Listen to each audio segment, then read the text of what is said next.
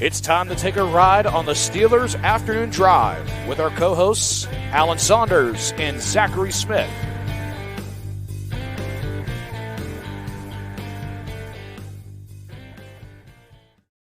Welcome back to another episode of Steelers Afternoon Drive. I'm Zachary Smith. That is Alan Saunders on his afternoon drive. Alan, did you hear the music today or no? Are we back to not hearing the music? I did hear the music. No, we got the music. Okay, so there we go. Maybe that's just going to be a thing now moving forward.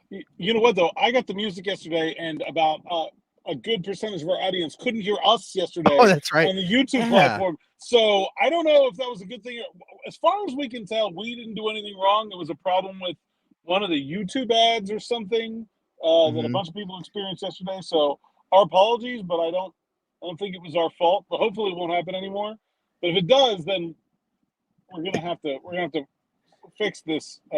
Me hearing the song thing clearly will attribute that to the problem. Yeah.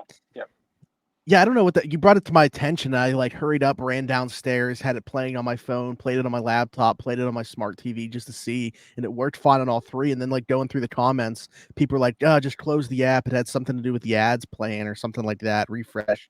So I don't know. Hopefully everybody was still able to consume the podcast. Came back when they did have the audio. Alan, a lot of the conversation yesterday towards the end of the episode surrounded Russell Wilson, and a lot of this episode is going to be centered around Russell Wilson. We even got a really great question from fellow loyal listener / watcher of the podcast, Beanie Bishop, that we will bring in here at the end as well. But I want to start off just with some newsy stuff. You talked to Russ today, said that he's going to play this weekend against Detroit. I guess it's up in the air in terms of the amount, right? Was that actually discussed, how much he expects to play? Or, I mean, when Tomlin speaks, I guess we might have a clear picture of what that would look like. Mike Tomlin did speak today, and he said, I don't know, I'll tell you tomorrow. So we have that. But it's not surprising. The Steelers have, since the preseason has gone from 4 weeks to 3 weeks, they've treated the third week of the preseason like they used to treat the third week of the preseason. This is the quote-unquote dress rehearsal game. This will be where we see the most of the starters. So it doesn't surprise me that we're going to see Russell Wilson or anybody else. I think you'll see the starters play almost the entire first half.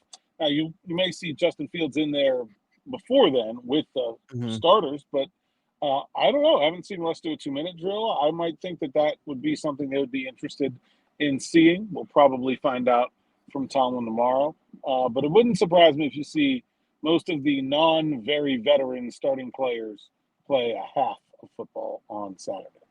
I was going to ask what you thought about TJ Watt in terms of the amount that he would play.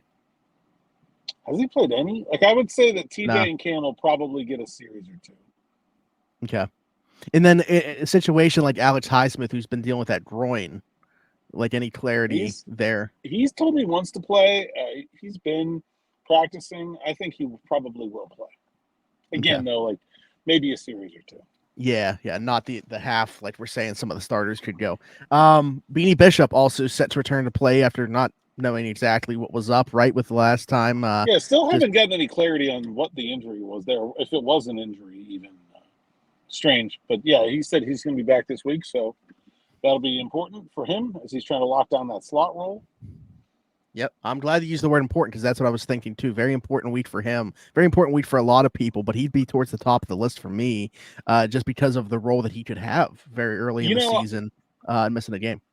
I talked to TA yesterday, and I asked him, have you thought about trying Corey Trice or Darius Rush as a nickel? Because, one, if Beanie doesn't play, you don't have enough to get through the game maybe. And two, talking about flexibility. And he kind of gave I don't want to overload them. They're both playing outside. They're both playing dime. They're both playing special teams. I'll see how they take this and go from there. To me, I thought that response was a pretty high level of faith in Beanie Bishop. If you're not even going to consider getting those guys into a nickel look before the start of the regular season, I think the Steelers are just rolling with Beanie and have kind of decided. It certainly sounds that way. That's why I think that, I want to see what he looks like in this game against the Lions. Also, have we heard from their side how much we're going to see of the Lions starters? Because I think that would be... I haven't seen anything. I'll have to get on the internet and start. I got a good friend, Tony Paul, who works for the one of the papers up there, Detroit News, but I haven't seen anything about the Lions come through his feed. So I don't know. I'll have to do some digging. Okay. Yeah, I mean, because that's going to be a really good test depending on how much of their starters play. We know one person that will not play in this game. Roman Wilson said so himself that he won't play, but he's making progress. You even had like a little 8-second clip of him working off to the side of today's practice. Yeah, looked good out there. He said he can do a lot. He trusts the ankle. He feels good. I think we're kind of trending towards a week 1 return for Roman Wilson. Okay, and I would say No. it's funny because go ahead. No, go ahead. Okay. I had a couple people reach out to me because there was some concern about him being put on short-term IR to begin the season. I don't know that it was necessarily because of where he's at physically, but more so like he wouldn't have played a preseason game. He's a rookie. Does he have the reps to be trusted within this offense to just jump right into a game? Yeah, I mean, you could. It's a legitimate question. It's probably something I will ask Mike Tomlin tomorrow about both him and Troy Fautano, rookies that have not played a bunch heading up into the opener, and how much you trust those guys to play. I think that the big thing is they don't have anybody else. Like who? Yeah. I mean, I guess Quez Watkins could be on the roster instead, and that might be something they would be interested in doing. But for me, I think Roman Wilson is going to play. I mean, maybe not a big role, but if he can play, I'd play him. I don't know who else you really want to have out there. Yeah, that was kind of my response to somebody that asked me about it. I was like, they don't have the luxury, I feel like, within the receiver room to just say, we're going to not try to speed this guy up as much as possible because of the state of the room. Like, they don't have that luxury, in my opinion, with what's in there. So I think they need whatever he can contribute as early as possible. And if he's ready to go week 1 physically, I think he's going to be out there week 1. Yeah, I agree. And I think there's a chance he will be. Jalen Warren, I also saw him today. Walking around, looks okay. Said he's going to start to do some work. So I think there's a chance he could be back for week 1 as well. Mike Tomlin was asked directly about that, and he gave a very indirect answer about that, but said it's not long term. So like we talked about with hamstrings yesterday, never kind of really know, but I think he's feeling good about his chances as well. Can you speak at all to what the ramp up period is like? Because just to be cautious with it and make sure that you don't re-aggravate it. Like when you say that he's starting to work or going to start working back, what does that even look like? Do you know what that process is? Yeah, I mean, in broad stretches, you're gonna jog, run, sprint, practice without contact, practice with contact. That's kind of the progression that you have to take. And I can't remember last year, we talked yesterday about Pat Freiermuth, and like he was all the way through it. I think he even had a padded practice, which is kind of rare in season. And then Thursday, which is not a padded practice ever, of game week, he gets hurt. So I think that's generally the ramp up kind of thing, but it's different for everybody. And there's different grades of hamstring strain as well, where some of them require more significant kind of like physical therapy type stuff before you get to the football side of things. Yeah, like I mean, Deontay's hamstring injury last year, not that he suffered a setback after, but he hurt it in week 1. We didn't see him for quite a bit. I don't know what grade that ended up being categorized as, but it was 2 years ago, Akella Witherspoon in Cleveland. Remember, it was week 3, ended up missing the whole season. Very different levels of outcome. So I just think if you're just, I'm not trying to like play doctor, but if you're on the spectrum there of like, potential outcomes, it looks like Jalen Warren trending towards the light end of it. Sure. Mentioned Russ at the beginning, said it was going to be a Russ heavy episode. Russell Wilson, you got to talk to him today, not just, in terms of him playing this weekend, but also taking a look back at the state of the offense, looking forward for what the offense is going to do. Where is Russ at with this offense in terms of his comfortability, what he can do within it, and just the state of where it's at right now? That was a pretty interesting conversation with Russ. He kind of says a lot, and you kind of got to find the meaning in between the words a little bit. He's a little he's a good speaker, man. Like he's not He's not out there giving it away. You got to kind of earn it. And so I thought it was interesting to me, a couple of the things he said about the offense. And, first of all, I think he just kind of generally said, guys, look, it's preseason. It's not that big of a deal if we're not, not looking great. But I think the specifics that kind of stood out to me were he was asked about, there were a couple third downs where he checked it down. One was to Jalen Warren on the play, he got hurt. It was like 3rd and 12, and he caught like a 2-yard pass and kind of almost made it. He was like fighting through 2 tacklers. There's another one when Pat Fryermuth was coming across the middle and got tackled a yard short, and asked about that. And I thought his answer was kind of illustrative because he said, look, it's the first quarter of a preseason game. Like, if we get tackled 1 yard short, we punt the ball, we go live another day. It's not a big deal.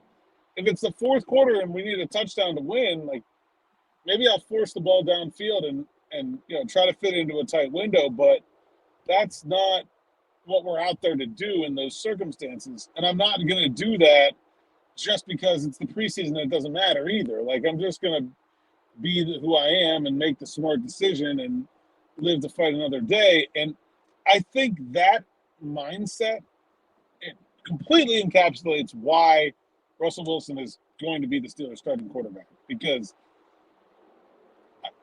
if Mike Tomlin cares about one quarterback statistic, it's turnovers. This will be decided by who puts the ball in danger less. And that's just so clearly Russell Wilson. It is who he is. I don't want to say that this team doesn't care about offense or doesn't care about scoring. I don't think that's true.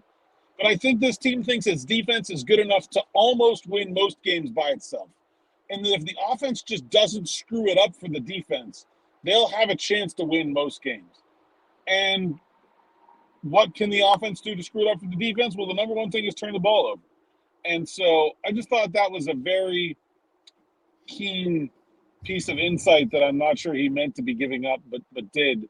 And just that even in a preseason game, the Steelers really don't want their quarterbacks to turn the ball over. They would rather just punt and deal with it and move on.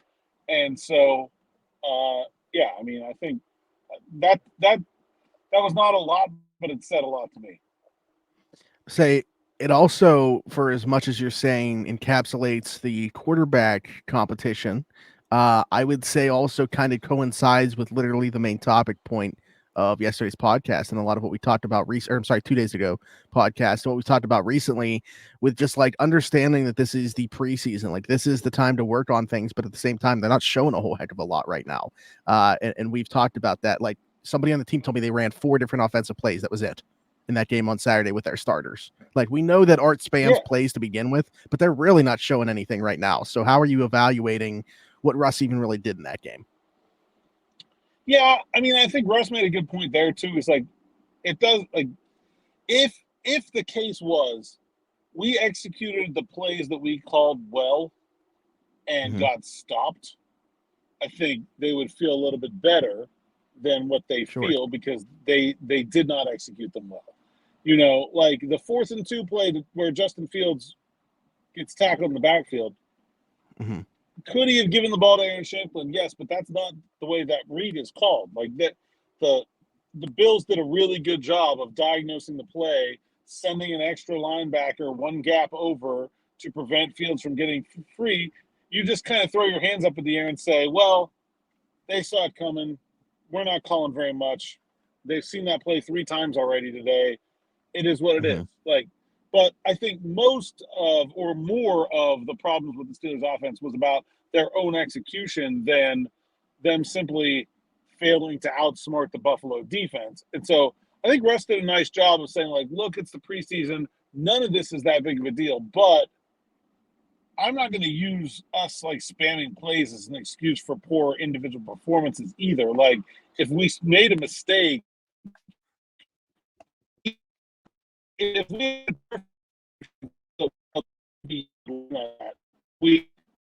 for sure clean up.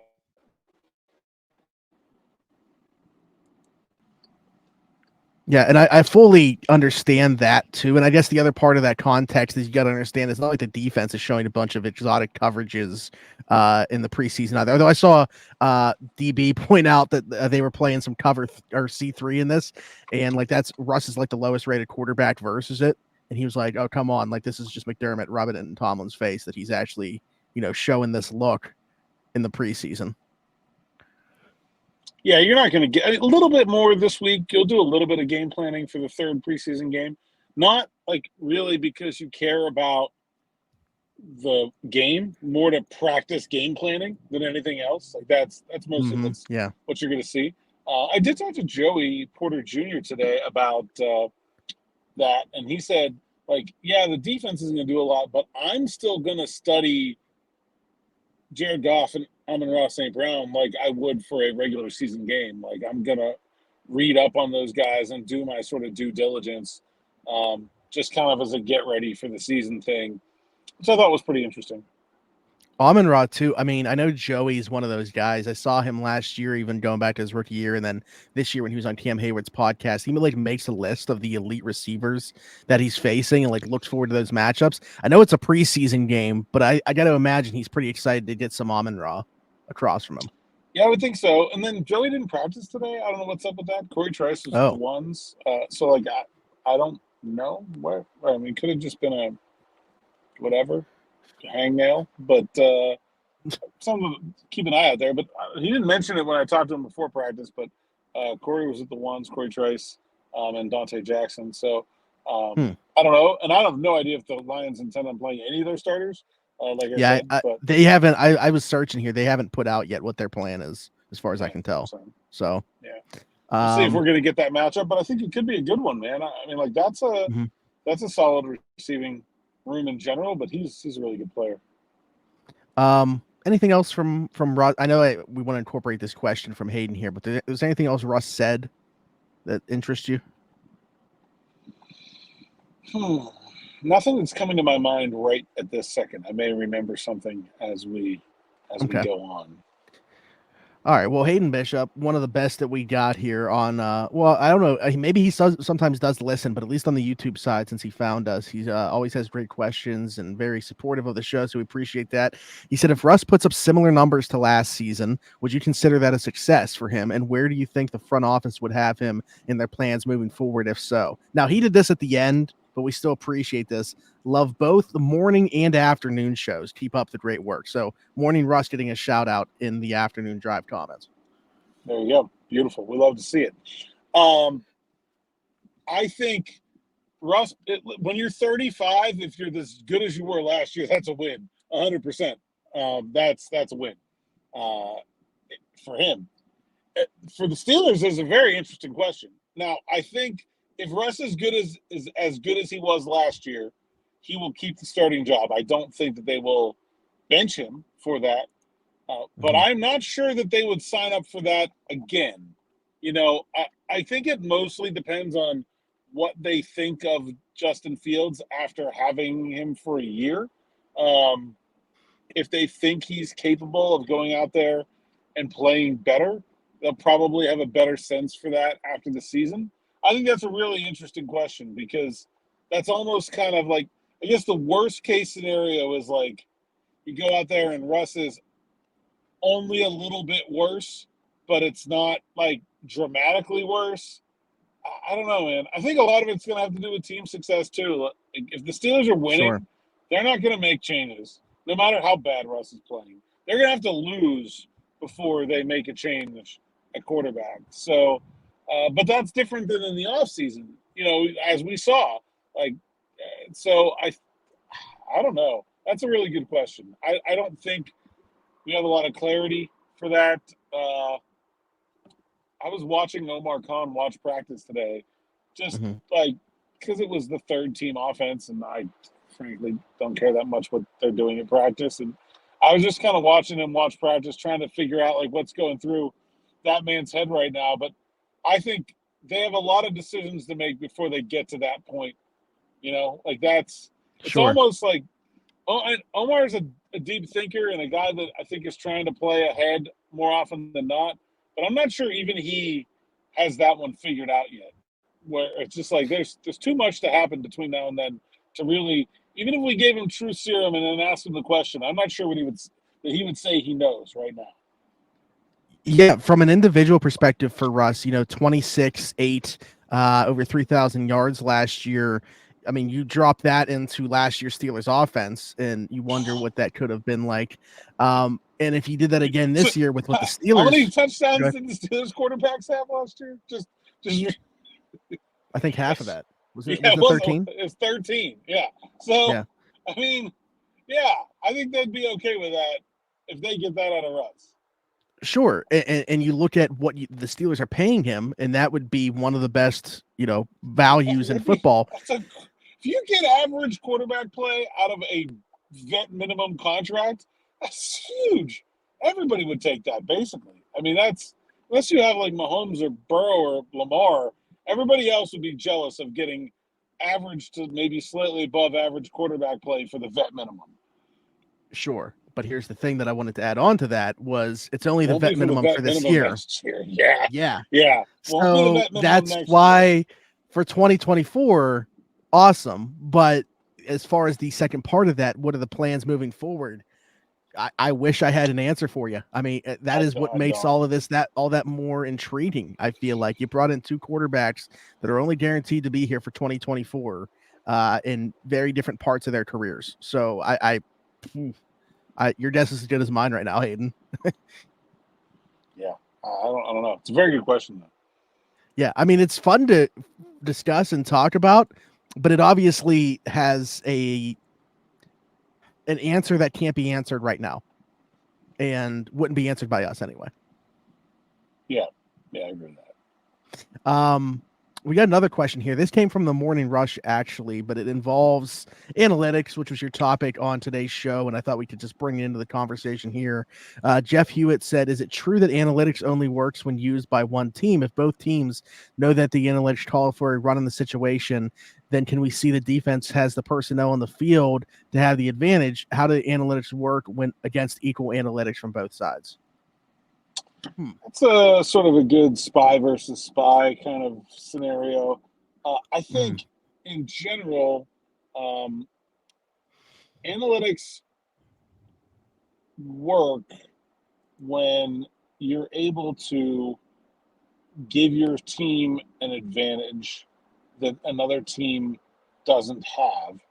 One of those advantages can be the team not being aware of the analytics. If you remember the 2013 Pittsburgh Pirates, right? They built their whole pitching staff around throwing a sinker, and they were going to get a lot of ground balls, and they had this thing that nobody else had. And then the rest of the league saw what they were doing and caught up relatively quickly, and then actually the rest of the league moved on to doing other things as pitchers started throwing more curveballs and forcing fastballs because hitters were adjusting their swing to get lower and hit those sinkers. And the Pirates actually were slower to adjust than a bunch of other teams were, and they ended up behind. So you kind of have to be on the cutting edge for the presence of analytics themselves to be an advantage. But I will say that the combination of analytics and other knowledge can be quite powerful at times, even if the other team knows what you might be thinking. It doesn't really matter if the other team knows what your intentions are, if your intentions are somewhat obvious. If you get the second one at the 1 yard line, I think most teams sort of know intuitively that teams are likely to run the ball. They don't need analytics to tell them that. And very rarely are analytics used for a situation like that. Mostly it's like your team against yourself. Do we want to punt or go for it on fourth down? Do we want to kick this long field goal or go for it on fourth down? When are the right times to use our timeouts? All that stuff, the opponent's knowledge is irrelevant. It's about your own decision-making process and how you can maximize your team's chances. And so I would say that's, in football especially, that's a far more common application of analytics than like we should run or pass here. That honestly, like, I don't think there's a lot of value in we should run or pass here from an analytical standpoint. The average team is so different than each other team that data really isn't that useful. Like, the average team is more successful running the ball on 2nd and 3 than passing the ball on 2nd and 3. I don't know if that's true or not, but like, let's say it is. Yeah. I mean, if you're the Kansas City Chiefs, should you care? Like, oh, the average team isn't that good at this. Whoopie freaking do. We're not the average team. Like, I don't care. Sure. It doesn't. The difference between the extremes and the average is so far that I think that data is not that useful. But, like, if you look at the performance of NFL kickers, for example, yeah, sure, there's some outliers. The Ravens should feel pretty good about themselves. Maybe there's a couple teams that should feel not so good about themselves. But about 80% of the league's kickers all fall in generally the same band of effectiveness. They can all look at that data and say, hey, the average kicker, this is where we should be, and appreciate that information in that way. So I don't think that the situation as described comes up very often. And if it does, it's more about knowing how those numbers apply to your team than anything else. Yeah, I The think last thing I want to say about this is, Okay. I think far often, I've heard this from multiple coaches before, it's like, guys just use analytics to justify decisions they want to make anyway. And so, like, you can, it's sort of like as a coach or as a manager or as an executive, it's sort of like a backstop, right? It's like, hey, this is what I'm thinking here. Oh, the numbers say that? Okay, great. More, it's almost more as like a justification than it is the reason a lot of teams do something. I've not heard of a lot of teams talking about analytics telling them whether to run a pass in a way that they're speaking seriously about it. Sure. I think the second point there was honestly like the biggest thing that I always think about is like tying in your own roster construction and the advantages and disadvantages that your specific team has because of what you have at your disposal against everybody else. As somebody that works during the day, a typical day job, my morning rush doesn't come until like dinner time anyway, so I didn't catch this morning rush yet. But was there anything that you wanted to kind of carry over into this conversation that you brought up there? Was that pretty much the emphasis of the entire podcast, what you just said? I mean, the whole podcast was just about like sort of explaining why you are at the same time going to hear me talk about analytics on this and that podcast, and also say that PFF is trash. Oh, there it is. Listen to most of what they have to say. There it is. I would say, how many people do you think tie analytics like and just associate them directly with that company, or thinking it's just like a grading scale when they think of analytics? Sadly, I think a lot of people associate that company with analytics, and I think that is probably the biggest tragedy of everything that they're doing, because it is largely not, and that's sad to me. But yeah, we talked about EPA and some of the metrics that I like and think are good, which you will largely not find at that company's website. Yeah, I'm an EPA stan. So we'll see. But yeah, good stuff. Good conversation. I got one more thing. Yeah. I talked to new Steelers linebacker Kiava Tizino. Oh, and yes. by the way, have confirmed Kiava Tizino. Okay. Is the proper pronunciation. So I think we were right on that. But I always try to definitely on the last name.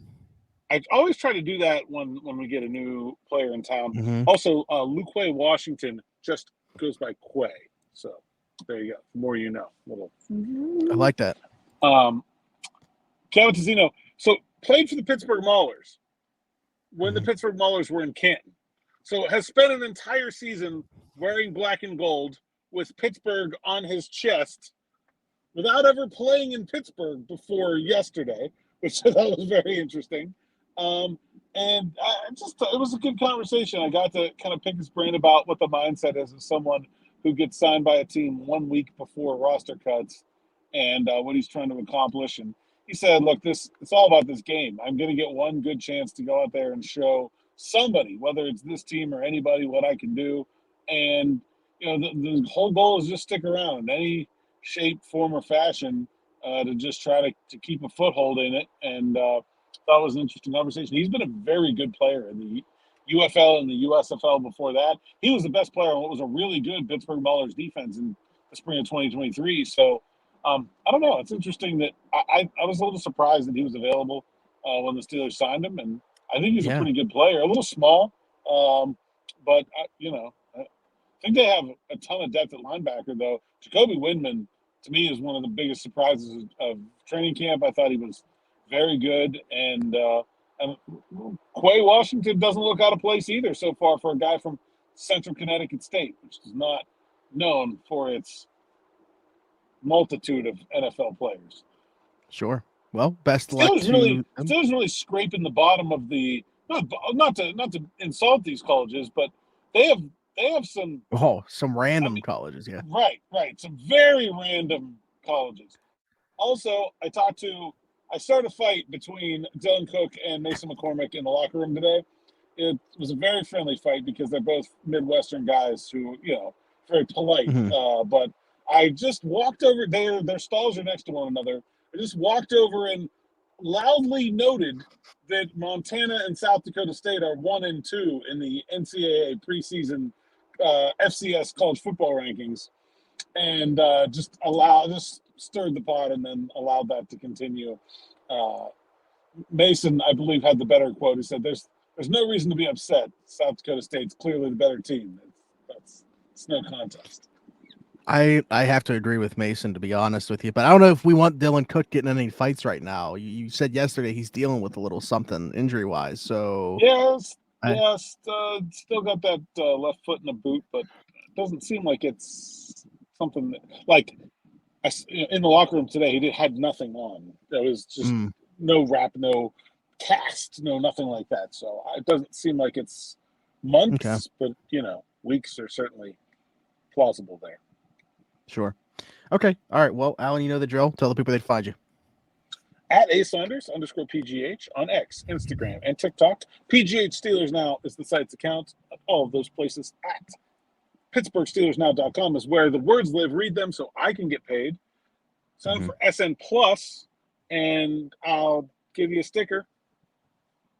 And you'll get to read all sorry, the you missed $10 off. You missed the $10 promo. So you're going to have all year, but I will. The sticker is a nice parting gift. It beats the year's supply of rice-a-roni that you get for losing on The Price is Right. And check us out on TikTok, Steelers Afternoon Drive. Like, subscribe, hit that bell for notifications here on the YouTube channel. All kinds of content coming throughout the 2024 preseason, regular season, playoffs. Maybe. We'll see. Maybe. We'll see. And if you're listening somewhere else, be sure to leave us a 5-star review and subscribe over there. That's Apple, Spotify, wherever you get your podcast from. You can find us there. Just search Steelers Afternoon Drive and do that for us. You can find me everywhere, Zachary Smith, PGH. For Alan Saunders and myself, thanks for jumping in. Take another ride on the Steelers Afternoon Drive.